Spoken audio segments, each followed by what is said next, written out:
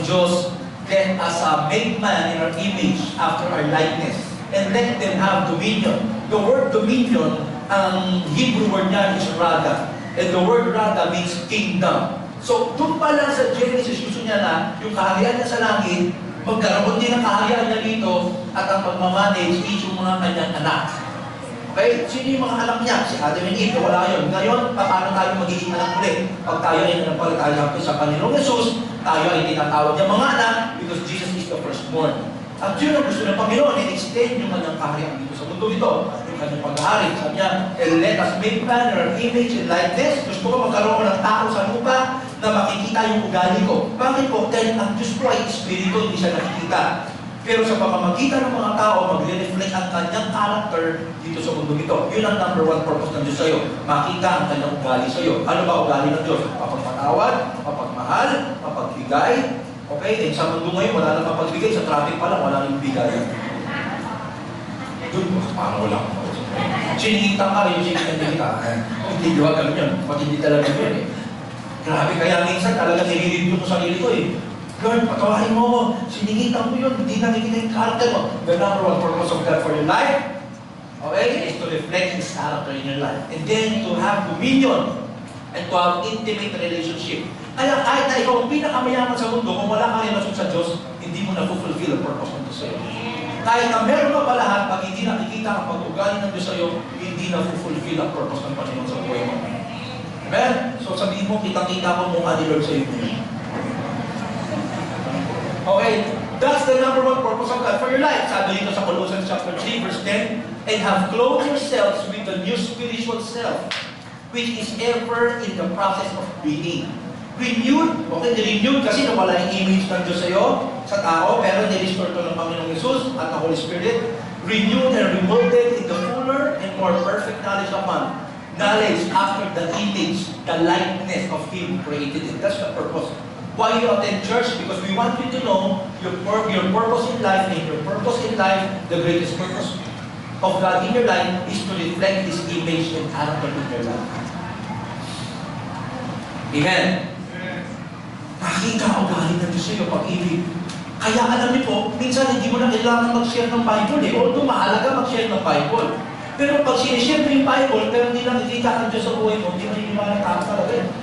Bible, hindi mo nga makita Bible sa'yo. Ang dami na share ng Bible ngayon, pero yung ugali ng Diyos, hindi mo makita.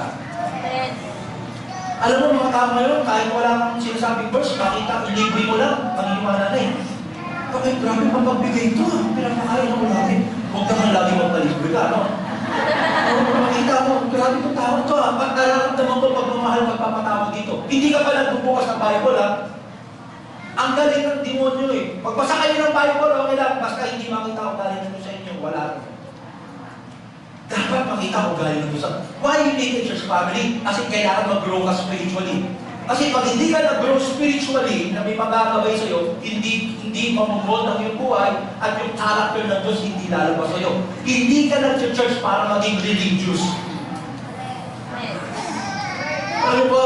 Ikaw ay nag-church para mag-grow ka spiritually, para maging godly. Ano ba yung godly? Perfection? Hindi po. Ang godly came from the word godlike. Godly, kamukha ng Diyos ko. And that is our goal.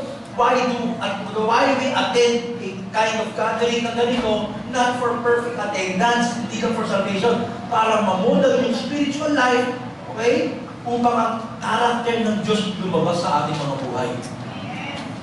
May sino rito yung gusto mo yung asawa mo, baguhin ng Panginoon. Gusto mo makita ka ng pagbabago ng Diyos, mapagmahal. Dati kang bubulping asawa, kaya baguhin ng Diyos, magiging ka ng Diyos. Bakit ba nang bubulping ng asawa mo yun? Hindi ka mukha ni Lord eh. Si Sakaras lang naman ang bubulpe. Pero pag yan, na-disciple, na-train, naturuan ng Bible, babalik yung ugali ng Diyos, hindi ka nabubulping yan. Malayo pa lang sabi niya, sweetheart, I miss you. Sino yung gusto mong mabago asawa mo, mga anak mo? Dahil nilipyo sila sa ganitong klaseng gawain sa church kasi dito nila malalaman ang purpose nila. Sabi mo sa katabi mo, magbabago ka rin. Sabi mo sa katabi mo, magbabago ka rin. Sa pamamagitan pamamagitan ng church na ito na magamitin ni Lord na magbago ka rin.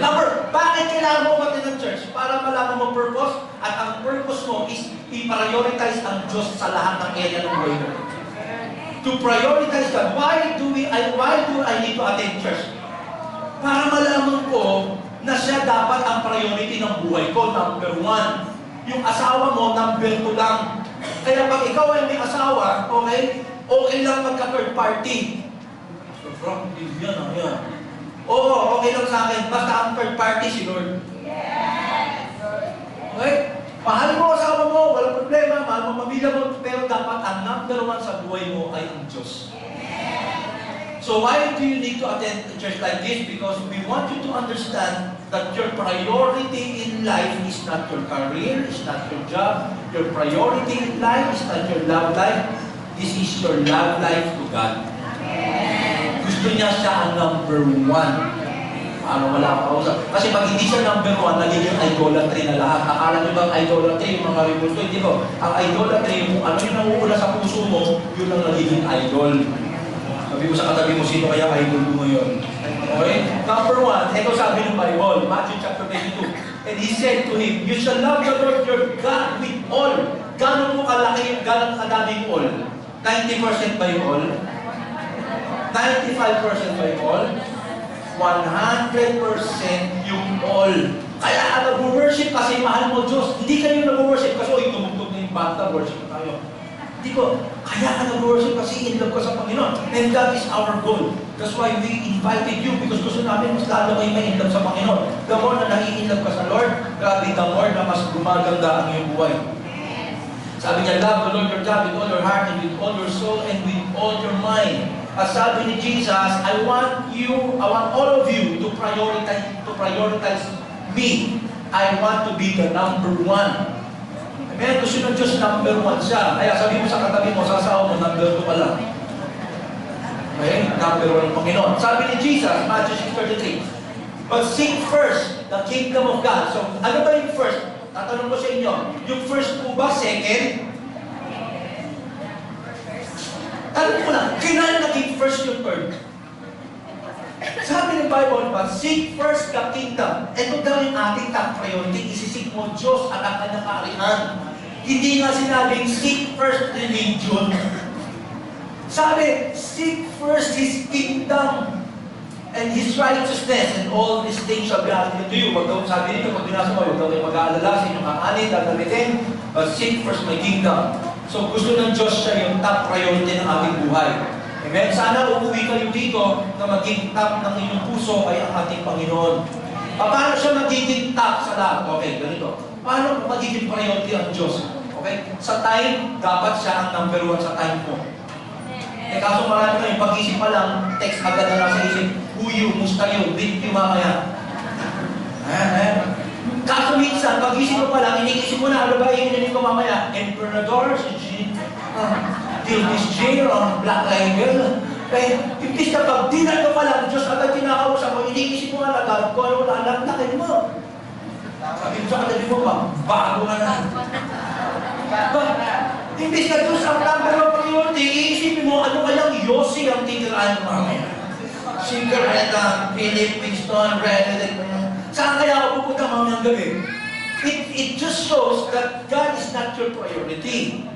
Kaya yung buhay mo, hirap na hirap ka. Yung all these things, hindi mo maranasan. Pero pag inuna mo Diyos, lahat ng bagay, ibibigay niya sa'yo. Ay, nako, palakpak mo, pang-barangay. Hello!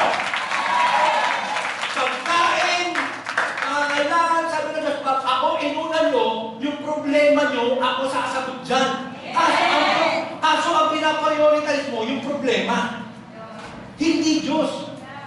Baliktarin mo kaya, para yung mundo mo bumaliktad din. Kung gusto mo bumaliktad sitwasyon mo, baliktarin mo priority mo. Kaya hindi nababago situation kasi priority hindi nababago. But if you will make His kingdom your top priority, your relationship with God your top priority, and all these things shall be added unto you. Amen. And you are called as a church to worship the Lord. That is the purpose. Okay? Okay? Worship is yung, hindi ito yung, ano ba worship? Yung nagtili ka ng kandila, hindi po ganun yun. Ang worship is yung binibigay mo yung buong pagkatao mo sa Diyos. Yung po yung pagsamba, hindi yung tol. Pag-worship na tayo, ilang kandila na hindi mo. Iba-ibang size. Worship. Hindi. Yung concentrate ka lang, worship. Worship. Hindi mo ganun. Ang worship po, ay yung pagbibigay mo ng iyong buhay sa Diyos, ino-offer mo yung buhay mo. Sabi po yan sa Romans 12, chapter 1, verse 2, sabi dito. So, church exists to teach you how to worship the Lord. Romans 12, sabi dito. Pakinggan. I appeal to you, therefore, brothers, by the mercies of God, to present your bodies, okay, hindi candle, as a living sacrifice. Ang dami ngayon, ang daming sinusuhol kay Lord, pero yung buhay na binibigay. Bigyan ko example. Ang dami nag-o-offer sa Diyos ngayon.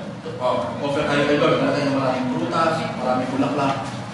Pero dalawa asawa. Hindi katanggapin ni Lord pagsamba mo eh. Ito sasabihin sa'yo eh. Kahit pakwal lang, dalawa kay Lord, pero sinusunod mo gusto niya, sumasamba ka na. Yun yung tunay na pagsamba. Offer your body as a living sacrifice, holy and acceptable to God. This is your spiritual worship. The second purpose of the church, you need a church family to help you connect with other believers through fellowship. Kaya nga kailangan ng church na ganito kasi gusto magkaroon ng fellowship. Kaya meron kaming live connect, kaya marami kaming soaking, because we want to connect, we want to have fellowship with one another. Sino po naniniwala rito na kailangan mo na kasama sa buhay? Sabi ng Bible, two is better than one. Kailangan mo ng fellowship. Hindi ka pwede nag-iisa ka sa mundo ito. Amen. So, gusto ng Diyos, makamonek ka sa Kanya, gusto ng Diyos, makamonek ka rin. Pag kayo mo ay umating sa church na ito, marami kayong tropang makikilala rito. Hindi kayo tuturuan magsugal, hindi kayo tuturuan mag-drugs, tuturuan kayong mabaliw. Mabaliw sa Panginoon. Okay? So, sino ito gusto mabaliw sa Lord? Buti pa yung mga baliw sa labas, hindi nag-worry. Ito may mga baliw sa labas, hindi nag-worry yun, kahit hindi naliligo, nakangiti. Samantala yung mga nag-church ko yun, nalilinis, pero pagpasok ng church, mga malulong ko. Pero yung mga baliw sa labas, wala pa nakita na baliw na nagkaroon ng diabetes at high blood. Relax lang sila lagi. Sino yung mga may diabetes at may high blood? Yung mga matitino. Pag nagpa-check up, nagtaas ng sugar, blood pressure, pero yung mga baliw, wala lang yan. Simple lang yan. Sabi mo sa katabi mo, dapat mabaliw ka. Mabaliw sa Lord. Siguro hindi handang mabaliw sa Panginoon. Okay. Sabi nito, above all, love each other deeply because love covers a multitude of sins. Offer hospitality to one another without grumbling. It talks about the church. Okay? So this is the most important. Okay? So, Romans 12:5, medyo i-forward na natin, meron naman nagdal dyan kasi medyo mahaba. Marami ka po matapos. Romans 12:5, so we, though many, are one body in Christ and individually members of one another. It talks about spiritual family. So, kung kayo po ay nagkahanap ng spiritual family, nagkahanap kayo na para mag-grow kayo, this church book can help you. So, pwede nyo i-consider na spiritual family ito. Pero hindi po ito obligasyon, hindi po namin kayo pinipili. Kasi po, gusto namin magkaroon kayo ng personal na guidance sa Lord. Kasi sabihin ng Panginoon sa inyo, o dito mag-attend on Sunday. So, it's up to you po. Hindi ito persahan. Hindi po namin sinasabi kami ang tamang religion. Sinasabi lang po namin, gusto namin ibigay ang purpose ng Lord sa buhay ninyo. And we want you to experience His kingdom here on earth. Amen? Okay. The third purpose of the church is you need a church family para daw to help you cultivate spiritual maturity, para mag-mature ka spiritually through discipleship. Ano po yung discipleship? Ang discipleship is, ang disciple po is a follower, learner, and student. Sabi po ni Jesus, pumunta kayo sa ibang mundo, sabi sa Matthew 28:18, sabi ito, and Jesus came and said, all authority in heaven be given to me. Go therefore and make disciples of all nations, baptizing them in the name of the Father, the Son, and the Holy Spirit, teaching them to observe all that I have commanded you, and behold, I am with you always to the end of the age. Sabi ni Jesus, gusto ko, pumunta kayo sa iba't ibang lugar, sa ibang bansa, gumawa kayo ng maraming mga disciple. At sino ba ito mga disciple? Tagasunod ni Jesus. Ini-encourage na tayo na talagang gumawa at maghanap ng mga tao na susunod sa Panginoong Yesus. Okay? Sino ba itong mga tao na ito? Ito yung mga tao na katulad magmahal ng ating Panginoong Yesus. Sabi ni Jesus, a new command, John 13, a new command I give to you, that you love one another just as I have loved you. You also are to love one another. Verse 25, by this, all people will know that you are my disciples, kagasunod, if you have loved one another. Yun ang gusto ng Panginoon. Bakit ka nag-church? Kasi gusto niya, dito ka mag-disciple, maturuan ka na mabuhay, katulad ng Panginoong Jesus. Nung Panginoong Jesus po ay pupunta rito, lagi siya nanalangin, pinakita niya yung intimate relationship niya sa Diyos. In-example niya yung isang buhay na gusto niya na i-apply din natin sa ating buhay. Gusto niya na magkaroon tayong relationship sa Diyos, gusto niya mapagmahal tayo, gusto niya masunurin tayo sa Panginoon. Ano ba ibig sabihin ng mga disciple? Ito yung buhay nila, lumalagok spiritually. Yung po dahil sumusunod ka sa Panginoong Yesus, lumalagong yung buhay. Sabi dito sa John chapter 15, verse 7 to 8, if you abide in me, okay, next slide please, sa likod, John 15, if you abide in me, and my words abide in you. Wala ba? Di yata na niya sulat, patawarin na po namin sila. Okay, if you abide in me, and my words abide in you, ask whatever you wish, and it will be done for you. By this, my Father is glorified that you bear much fruit, and so prove to be my disciple. So, sino mga disciple? Yung mga buhay nila nagiging fruitful. Ano ba yung magiging fruitful? Hindi yung dumadami. Ibig sabihin, lumalago sila sa kanilang spiritual life. Amen? And that is one of the purpose of having a church. Okay? And sabi pa rin sa 1 Corinthians chapter, sana ay mailabas nyo, hindi nyo ba na yun? O 1 Corinthians chapter 11 verse 1, sabi dito, pattern yourself, sabi ni Pablo, follow my example as I imitate and follow Christ. So sabi ni Paul, dahil siya ay disciple, sundin niyo ang aking buhay kung paano ko ginagaya ang buhay ng Panginoong Yesus. At dito ka ngayon bilang church upang gayahin ang buhay ng Panginoong Yesus sa likod nito. Amen? Okay? Okay, number 4, you need a church family to prepare you to contribute to ministry. Ano po itong ministry? Ito yung ating role sa kaya ng Diyos. Kung ikaw ay magaling kumanta, kailangan mapagamit mo yung talent sa isang church. Hindi ka binigyan ng talent ng Diyos para sa sarili mo lang, binigyan ka ng talent ng Diyos upang gamitin sa kanyang kalwalatian. Kung ikaw ay magaling, hindi lang sa pagkanta, ikaw ay magaling sa, palagay natin, sa pag-aayos ng gripo, pwede ka mag-serve sa church. Pastor Frank, anong gripong sila dyan na ayusin mo na, mag-serve ako. Kung ikaw ay magaling sa pagkakarpintero, Pastor Frank, gusto mo mag-serve. Kung ikaw ay beautician, Pastor Frank, gusto mo ayusin yung mukha mo, pwede rin. Kung ikaw naman ay accountant, pwede, Pastor Frank, can I help this church? I want to be used by God. Kung ikaw naman ay basketball player, Pastor Frank, gusto ko mag-serve sa church na ito, sa CLGS, gusto ko reach out sa mga basketball player. Kung ikaw ay musician, gamitin mo ang talent mo, kaya ka nag-church para yung talent mo, maibalik mo, mai-contribute mo, lahat ng abilities na meron ka. Pastor Frank, sobrang dami mo ng pera, pwede mo magamit natin sa church yan, pwede rin. Pastor Frank, wala akong pera. Isa na sasabihin sa iyo, magtrabaho ka para magkapera. Well, tama kasi hindi ka nagtatrabaho, kaya wala kang pera. Ay, tama, pray ka pa, kung di ka tumikilos, nandiyan ka na maghapon, Lord, pagpalain mo, hindi mo pwede ka, kailangan ka magtrabaho. Amen? So, kung ikaw naman ay magaling sa pagsasayaw, Pastor Frank, gusto mo sumayaw. Kung ikaw ay manager, pwede nyo kami tulungan, paano natin i-manage ang kaharian ng Diyos sa mundo upang lumagan ito. Kung lahat ng tao na pinanganak, imposibleng walang talent. Ang pagpapalakpak na, talent din niya, sige pumalak mo kayo. Talent ko yan.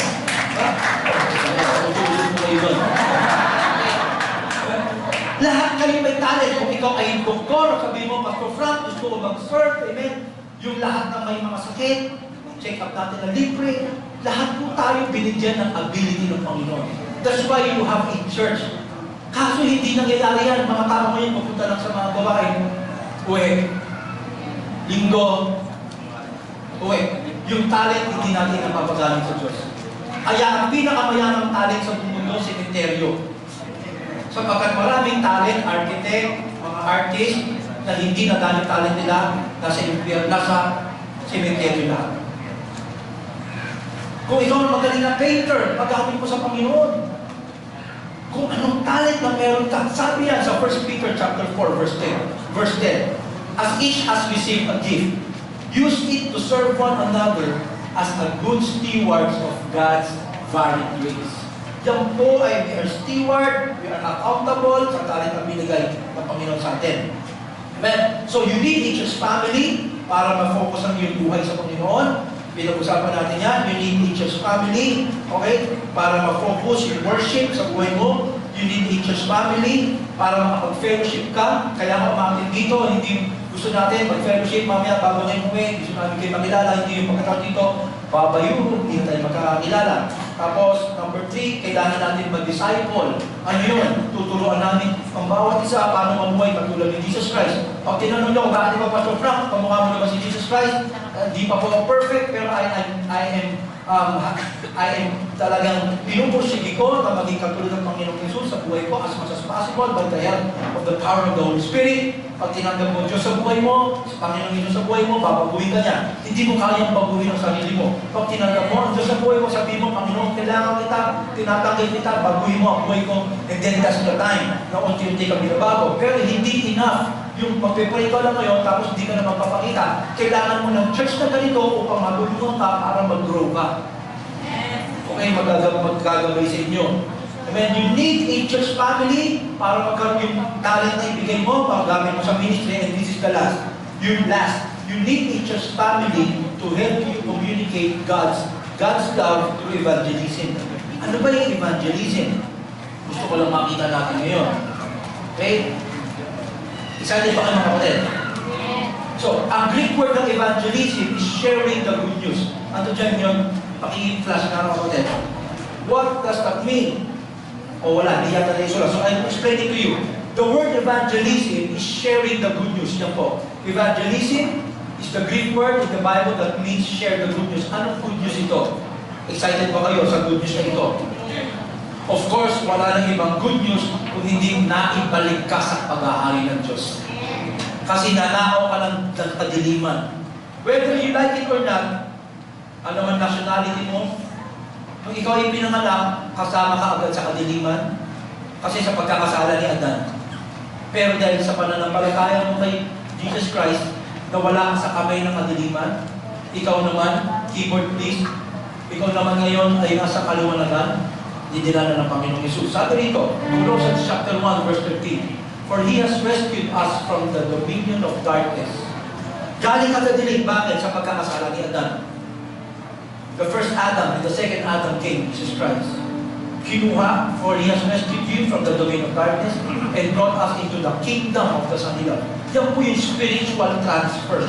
Galing ka sa dilim at ipunta ka sa liwanag. Kaya na yung Kataligaribi, alam niyo yung Kataligaribi, you take you out of the guard.